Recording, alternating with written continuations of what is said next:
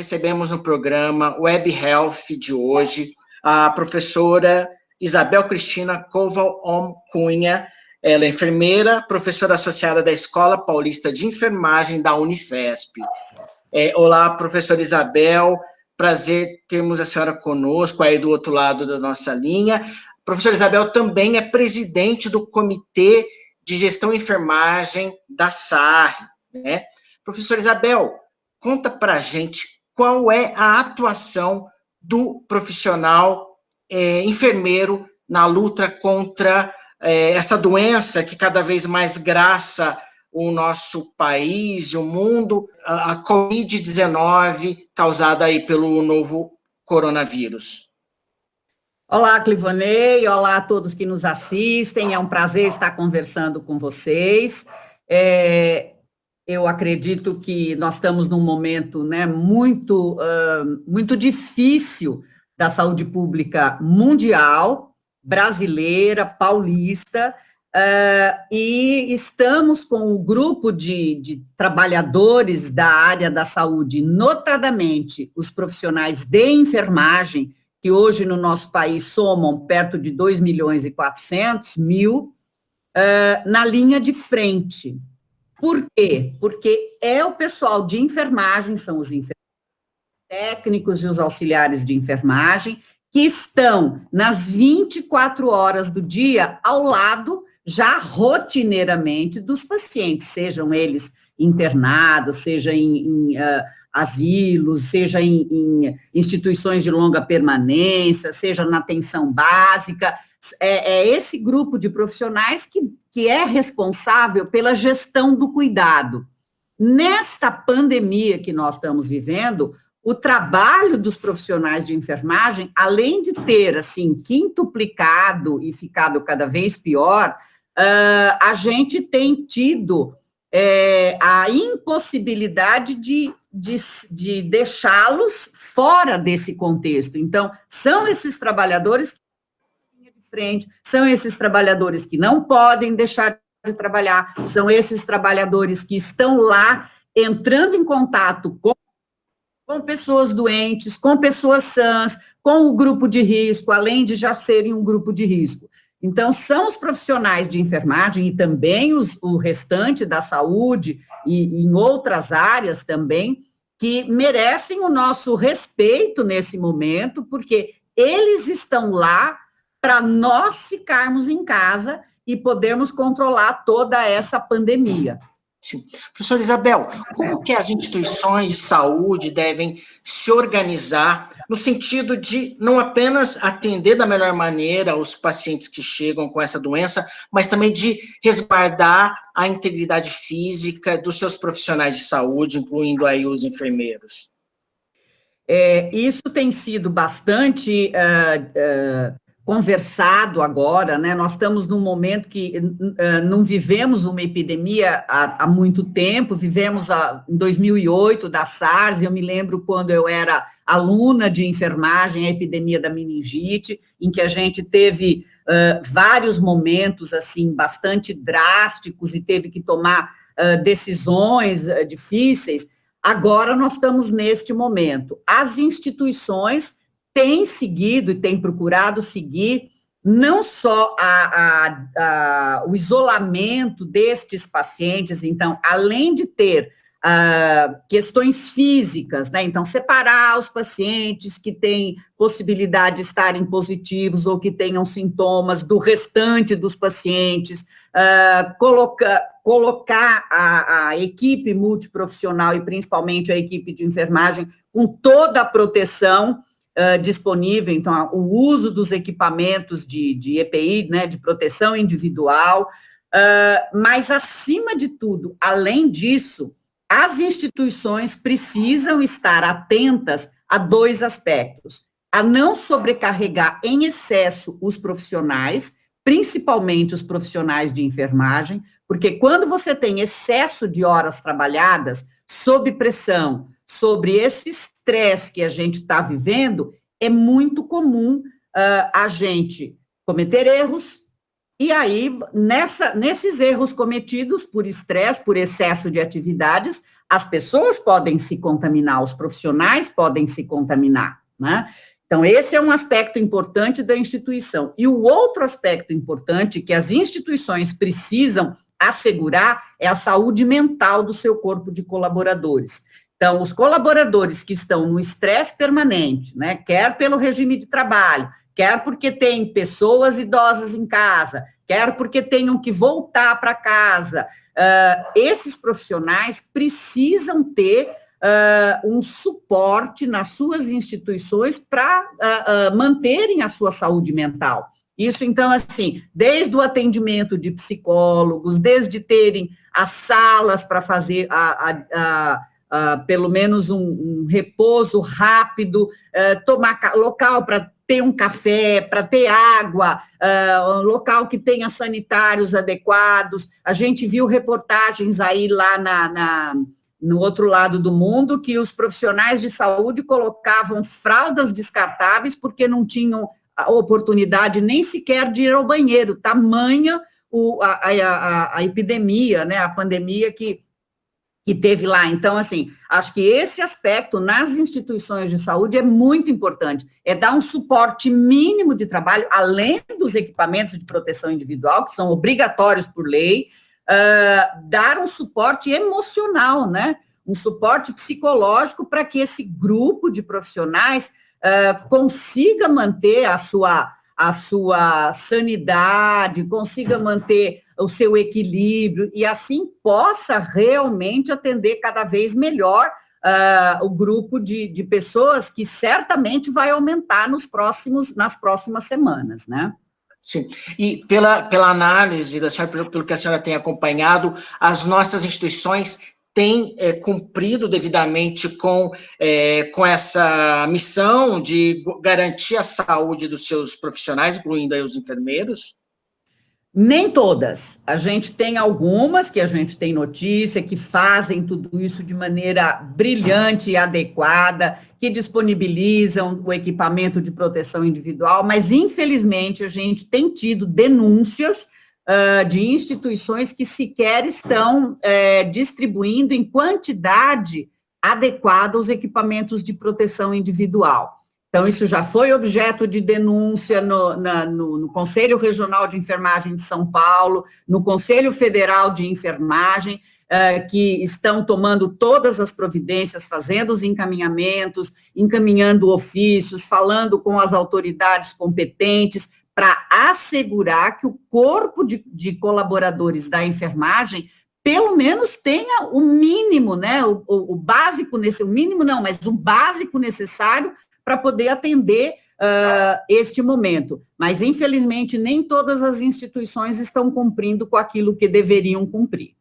Professora Isabel, inclusive nós temos visto, acompanhado no noticiário, vários profissionais de saúde na Itália e na Espanha, cerca de 10%, 12% de todos os pacientes contaminados, na verdade, são exatamente profissionais de saúde.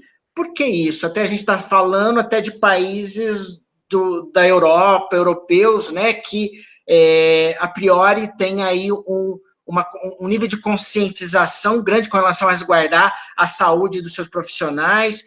A senhora acredita que faltou um pouco mais de preparo por parte deles? E como também está a questão do treinamento dos profissionais? Eu acredito que foi um pouco de cada coisa, né? O mundo não estava preparado para uma pandemia deste nível, como faz muito tempo que a gente não vive isso. Então, um outro aspecto que é muito importante a gente lembrar é que o vírus, ele infecta, mas ele pode ficar por 10 dias aí a pessoa sem nenhum sintoma, sem nenhum sinal, nem sintoma. E tem muitas pessoas que estão com o vírus e que não apresentam nenhuma sintomatologia, mas são pessoas que vão contaminar os outros. Então, assim, provavelmente muitos desses, eu acredito que seguiram as recomendações, mas talvez quando iniciou-se todas as recomendações, já tinha um contingente muito grande de pessoas contaminadas, exatamente por isso, porque como muitas pessoas que têm o vírus não apresentam a sintomatologia, elas podem ser portadoras e aí ir contaminando várias pessoas, até que se faça o isolamento, até que se faça tudo isso, você já teve contato, né?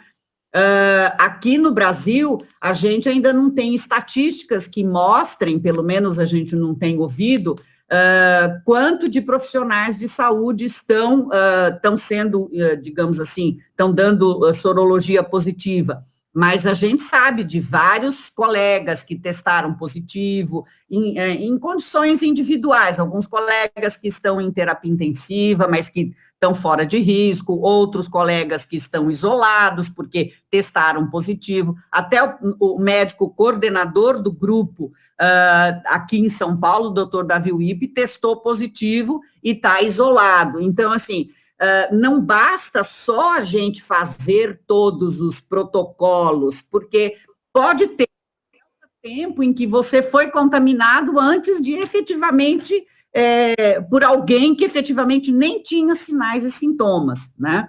Então, assim, por isso que a recomendação do isolamento social, ela é muito importante, ela é imprescindível nesse momento que a gente está vivendo. Então, se você é do grupo de risco, mais uma razão para você ficar em casa, literalmente em casa. Não é ir na quitanda, não é ir na padaria, não é ficar em casa, literalmente, porque a gente não consegue saber se, de repente, inclusive, como é que esse vírus está se disseminando na rua, né? Uma vez que a gente não tem pesquisas em quantidade suficiente em vários cenários.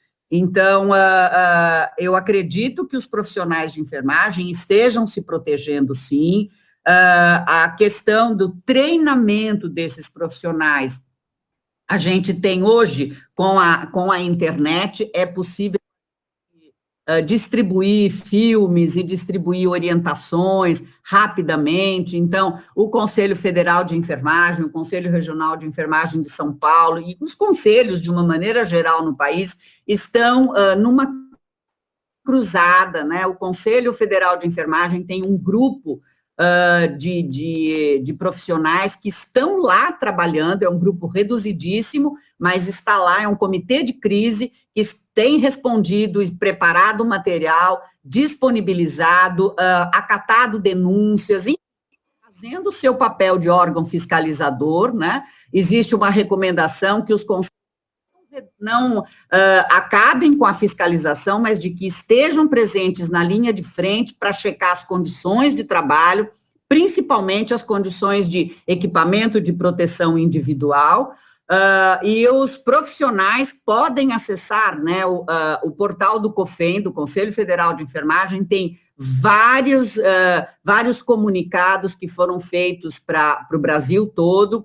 A gente tem nas redes sociais e mesmo nos grandes hospitais aqui de São Paulo, muitos filmes de como usar os equipamentos de proteção individual corretamente, como descartar. O mais importante para o pessoal da saúde, além dos equipamentos individuais, é quando volta para casa, né? Então, como fazer a separação, principalmente se mora com outras pessoas dentro de casa, se tem idosos morando na sua casa, então tem toda uma orientação de como fazer quando chega em casa, separar sapato, não deixar sapato dentro de casa, tirar toda a roupa, botar na máquina de lavar, tomar um banho, passar álcool gel nas mãos, antes de se sentar em cama, cadeira, em conversar com qualquer pessoa, você tem que fazer essa desinfecção pessoal, sua, da pele, e do material que você trouxe da rua, né? Principalmente se você veio com a roupa que você transitou na rua. Às vezes,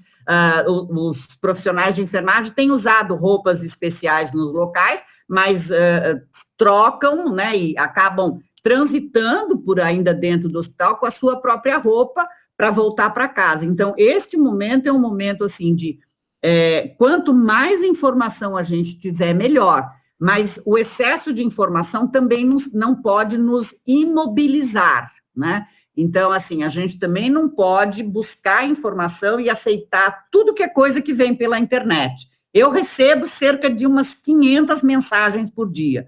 Mais da metade, você não tem a fonte, você não sabe se é verdadeiro. Então, assim, os profissionais devem buscar sites confiáveis. Então, os sites do Conselho Federal de Enfermagem, os sites da Anvisa, os sites do Ministério da Saúde, tem cartilhas para tudo, tem orientação para tudo. Eu acho que esse momento é de muita informação e é um momento em que a gente tem que se cuidar e cuidar dos outros. Esse é um aspecto importante, né? Então, assim, eu que estou em casa, em isolamento social, então eu cuido dos outros, os idosos, os meus colegas, ligo para saber se estão mantendo a quarentena, mantendo o isolamento social. Acho que é um momento em que a gente também tem que se preocupar com o outro, para animar, né? E também para dar ânimo para aqueles que estão na linha de frente, né? Eu posso colaborar sobremaneira com aqueles que estão fazendo o trabalho na linha de frente, se eu não adoecer, se eu mantiver o meu isolamento social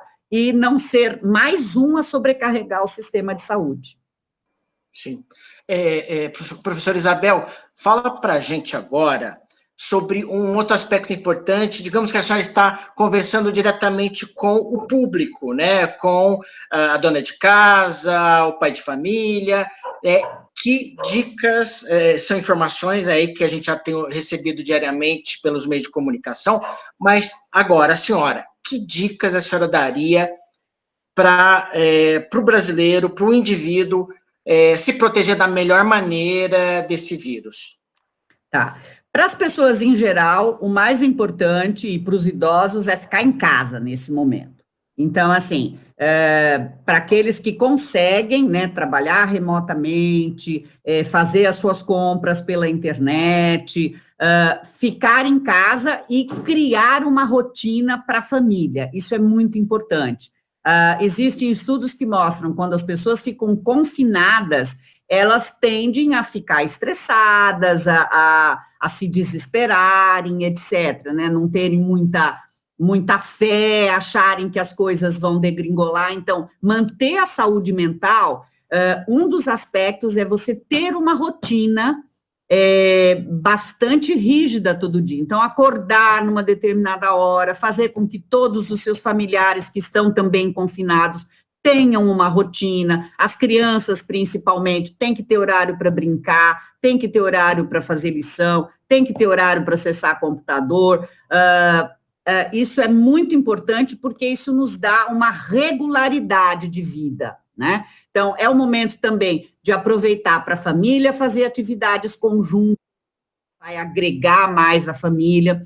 Para os idosos, vacinação. Então, os idosos precisam se vacinar. Nós estamos tendo aqui no estado, na cidade de São Paulo, a vacinação em casa, se o idoso está, se é um idoso, né? Então, basta você ligar na unidade básica mais próxima da sua casa, que o pessoal vem até, principalmente se você mora em prédio, então ainda é mais fácil. O pessoal da vigilância vem fazer a vacina desse idoso em casa. Aquelas famílias que têm pessoas que precisam, né, trabalhar na rua, precisam, como eu já falei, ter um cuidado todo especial quando voltam para casa, para não contaminarem as pessoas que estão dentro de casa.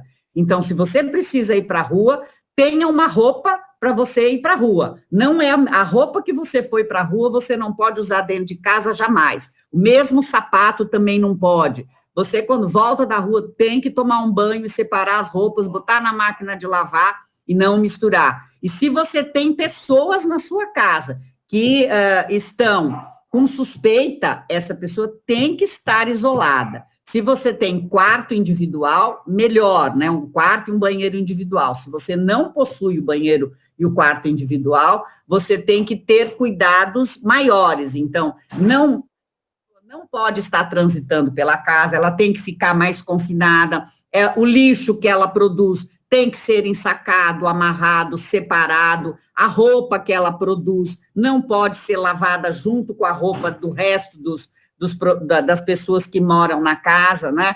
Cuidado com animais, está sendo agora orientado que a gente não ande com animais na rua, porque você não consegue saber qual é o nível de contaminação na rua, e esse animal que vai colocar suas patas lá vai trazer essa sujeira e pode trazer o vírus também para dentro de casa. Então, assim, o que é importante é que as pessoas, de uma maneira geral, estejam conscientes que nós vamos ter um período ainda bastante duro pela frente, não podem desanimar, não podem deixar que a depressão, né, tome conta das pessoas, precisam se manter ativas. Então, só que o manter ativa não é também ficar buscando tudo que é informação e se estressando com excesso de informação, mas basicamente tomando cuidados que teoricamente são simples, mas que devem ser tomados para que a gente possa se precaver do vírus. Sim. Maravilha, obrigado, professora Isabel. Conversamos com a professora Isabel Cristina Koval Cunha, professora associada da Escola Paulista de Enfermagem da Unifesp. Muito obrigado, professora Isabel, que possamos juntos superar esse grande desafio, né? Com certeza, Clivonei, muito obrigada. Eu acho que agora é o momento da gente somar esforços, nós estamos todos juntos, e eu tenho certeza de que a gente vai conseguir superar essa grande pandemia, né? Boa sorte para todos nós. E vamos seguir as recomendações na área da saúde, que eu acho que a gente tem condição de auxiliar e de melhorar todo esse processo. Muito obrigado, professora. Até breve.